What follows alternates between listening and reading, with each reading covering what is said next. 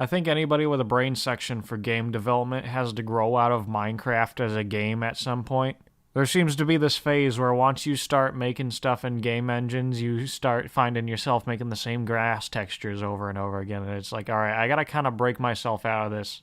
On top of that, people don't realize just how complex of a game Minecraft is. Sure, it has been redone, but then sometimes you want to do stuff to, like, deepen the simulation, and then you get caught in feature creep. Even just starting off Minecraft can sometimes very quickly get boring in ways you don't expect anymore. I don't think it's necessarily the fault of the game, as it does provide a good simulation of a survival situation while still being fun. I don't want to sit here and just nitpick the game and be like, oh, I think this is a flaw of the gameplay and I think it should be better like this. I think Mojang should just stop being pussies and actually add guns into vanilla already. I think eventually we do just grow up and go on to crave different systems of gameplay.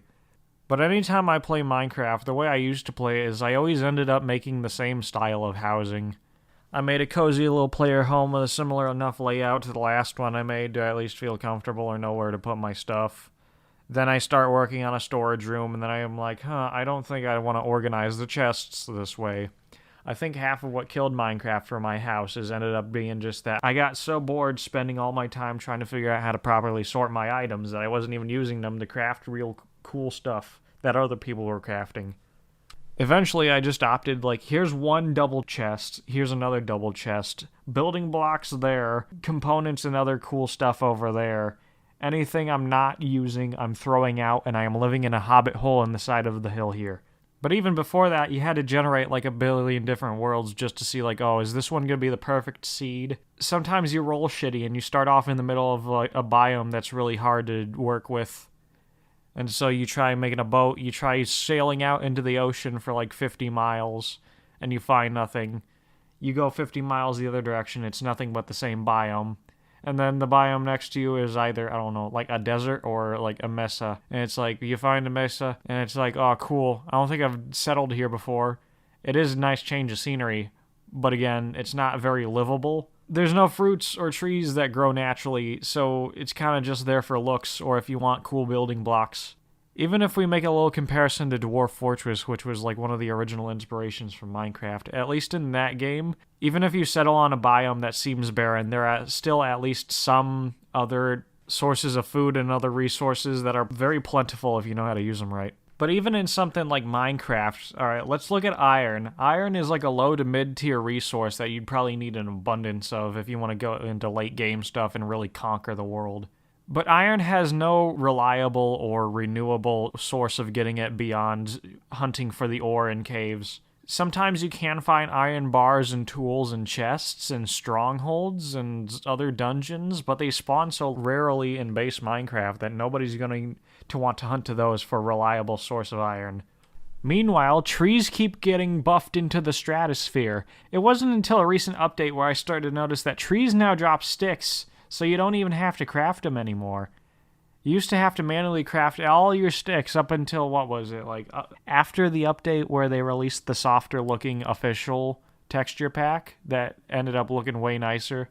If this was back in the days of OG Minecraft, where you had to either look up all the crafting recipes online or just figure them out and know them beforehand, you'd probably be lost, and this might be a detriment to players who don't know what the crafting recipes are. But on Xbox and even newer versions of Java, they now have the crafting books feature, so I guess you aren't completely lost. Something weird, though. Lanket's trying to drop some Mandela effect bullshit on me. He's telling me that trees could always drop sticks ever since the Xbox 360 release, and I'm like, Lanket, no. And then he's like, yeah, they dropped apples too. And it's like, of course I know they dropped apples, Lanket. They dropped apples beforehand. Yes, that one's real.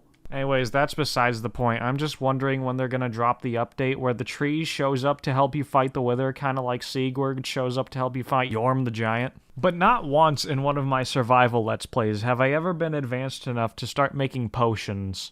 All of the alchemy ingredients you need to craft potions are so out of the way, they're almost in mid to high level of gameplay that you have to keep constantly going back into peril for, like blaze rods or ender pearls, stuff like that.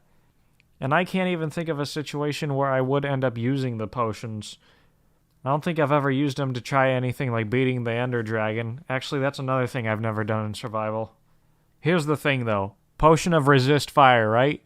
You know that one tutorial world from the Xbox version where it's like they gave you the potion of resist fire and they let you walk through a wall of lava to get to a secret? That is the only instance I can think of where resist fire would be helpful, unless you don't want to get your ass knocked off into the lakes of the Nether. You would have to manually set up a dungeon or a situation that somebody would go through in like an adventure context, but you would have to be the one to build it. So it kind of defeats one cool thing you could do with it. Even if you watch professional YouTubers try to make XP farms or potion ingredient farms or whatever, they always have to make these huge elaborate contraptions that borderline farm exploits of the game. There used to be ways that you could make an iron farm, iron that is renewable, by having a bunch of iron golems spawn and then fall out of a kill tower. But that's been patched into oblivion and probably only works on like a handful of versions of the game anymore. One last thing about Minecraft that kind of makes it look like this different ethereal being to what it was in older versions of the game was the new Caves and Cliffs update that everybody was anticipating. After that update, it seemed like every world you spawned into now was trying almost too hard to be so grand and whimsical. Some of the best parts about the older versions of the game were that it was so simplistic and pocket-sized. Then when YouTube blew up and showed that everybody was building these mega bases, I guess Minecraft, when it got handed over to Microsoft, was kind of like, you know what, maybe we should start trying to accommodate for these big, grand buildings that people want to make. It almost got too elaborate to a point. Like, why do we need tuff? Why do we need andesite or granite? They clog up chests anymore. I'm surprised there aren't mods out there that straight up remove them. Deep slate is kind of cool, though. You can keep it. It's like cobblestone, but edgier.